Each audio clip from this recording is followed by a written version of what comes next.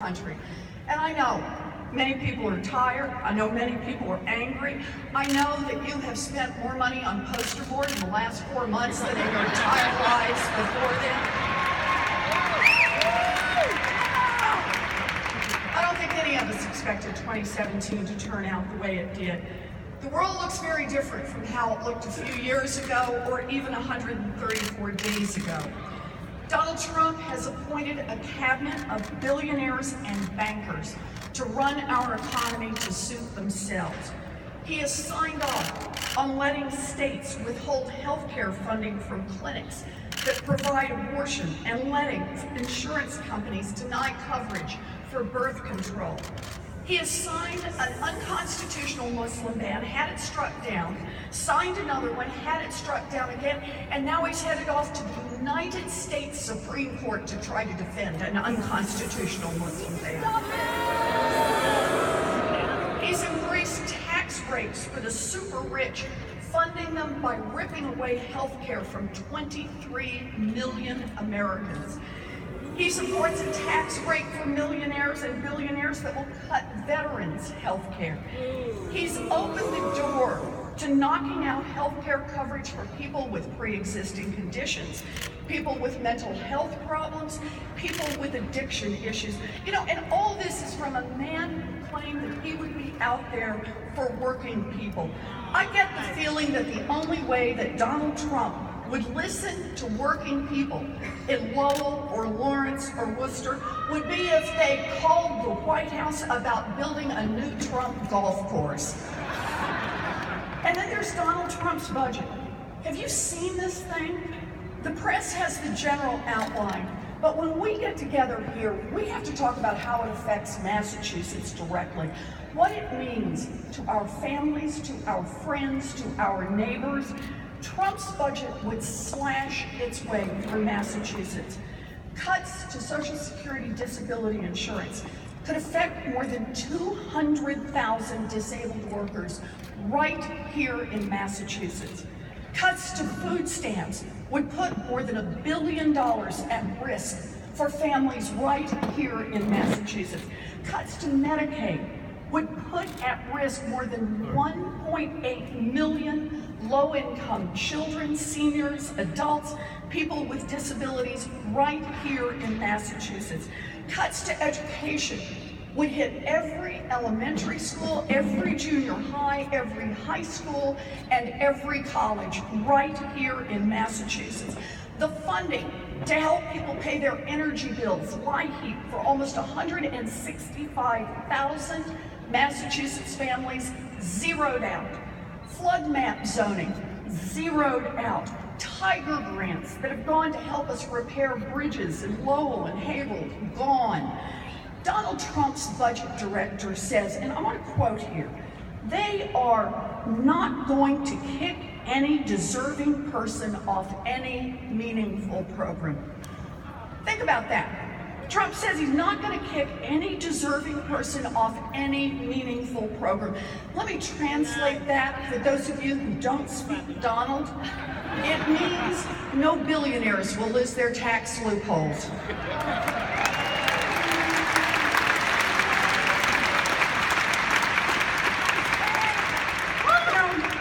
Budgets are about numbers, but more importantly, budgets are about values.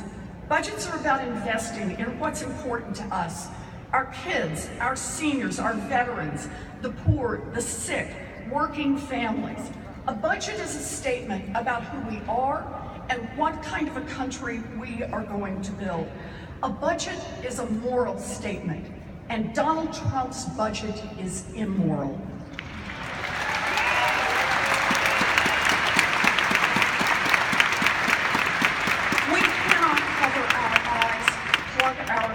And pretend that everything will be okay because we live here in Massachusetts. We cannot escape the pain that the Trump administration wants to inflict on working people all across this country. And we cannot stay quiet while Trump tears apart every good thing this country and this Commonwealth stands for. We must fight back, and that's why I wanted to be here today with you.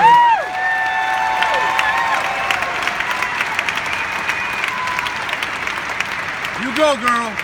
I applaud your energy, but I want to speak for just a minute to all the people who are not in this room today.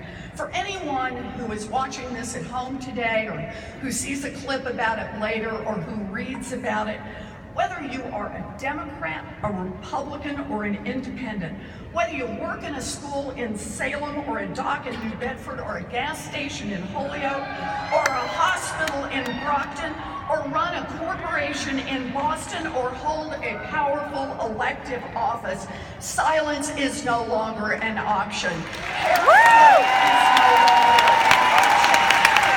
Measures are no longer an option. The health, the safety, the national security of the people of Massachusetts and the United States of America are on the line. It is time for real courage in this country.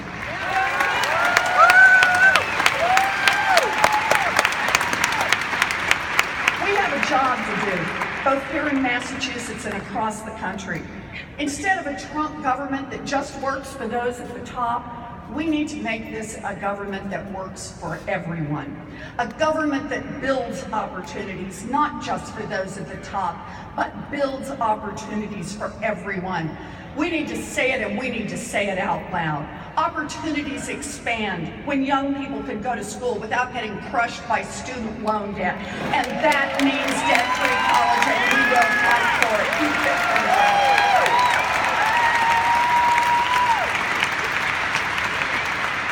Opportunity expands when people who work full-time no longer live in poverty, and that means raising the minimum wage, and we will fight for it. Opportunities expand when workers bargain together through their unions. Unions built America's middle class, and unions will rebuild America's middle class.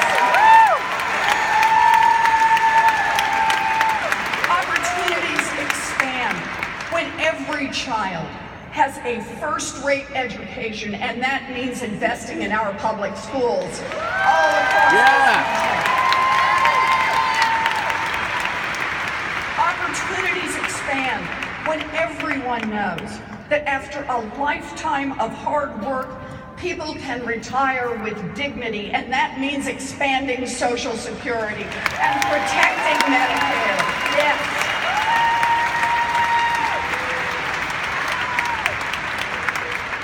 I can't believe I have to say this in 2017, but opportunities expand when women are treated as full and equal citizens.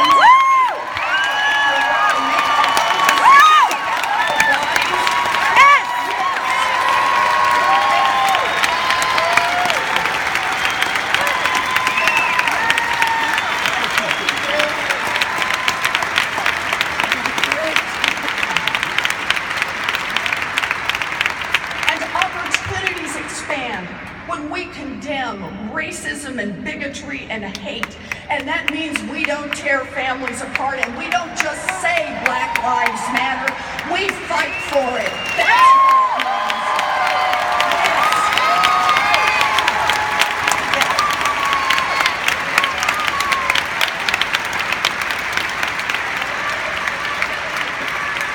And opportunities expand when giant banks can't run our economy, and that means more accountability for Wall Street, and when bankers break the law, they ought to go to jail just like anyone else.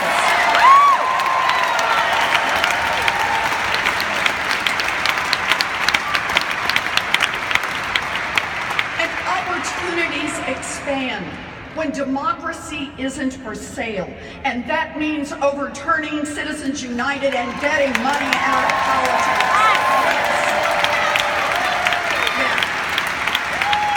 You got it. And let me pause here to say something really shocking, and hold on to each other for this one, okay? This one's, you gotta be steady here. I believe in science.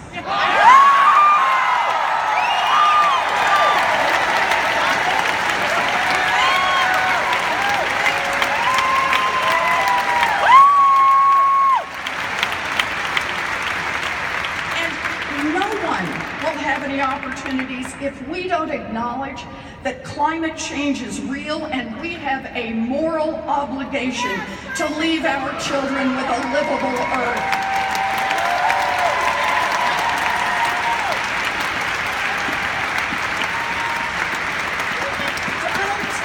Decision to leave the Paris Climate Accord is a threat to every single person here in Massachusetts. None of us here or around the world will escape the fallout of Trump's reckless action. And I say we will fight back. We will fight back. We are not through. Massachusetts Democrats, there's a reason that Donald Trump attacks us. There is a reason that he calls us names. There is a reason that he says that all of you voted illegally in New Hampshire. And I'll tell you the reason. It's because he's scared of you. Amen.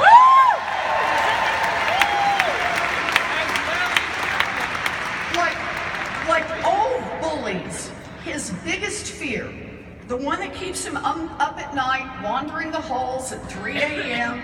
in his monogrammed bathrobe and his floppy slippers. Yuck. What keeps him up at Bad night visual. is the fear of meeting someone who will fight back. And he hears us when here in Massachusetts we say, Donald, we're fighting back. We are fighting back. We're fighting back. You bet we are. Massachusetts will lead the fight against a dangerous bully in 2017 and 2018 and 2019 and 2020, and until we once again have a president who cares less about himself and his billionaire buddies and more about serving the American people. That's what we're about in Massachusetts.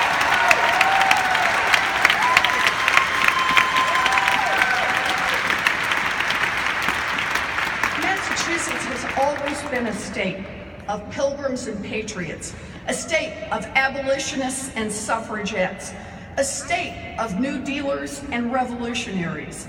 Massachusetts is a state of resilience, compassion, leadership, and above all, hope. Now, Massachusetts is not perfect.